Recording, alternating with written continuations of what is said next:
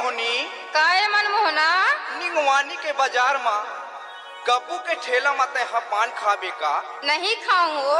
तैहा कोतमा के बाजार में बबलू के ठेला में तैहा पान खाबे नहीं खाऊंगो। तैहा ये तो बता हाँ कहाँ के बाजार में तैहा पान खाबे? किसवाही की बाजार नंदा के ठेला में पान खाऊंगा। डीजे राकेश हरदी।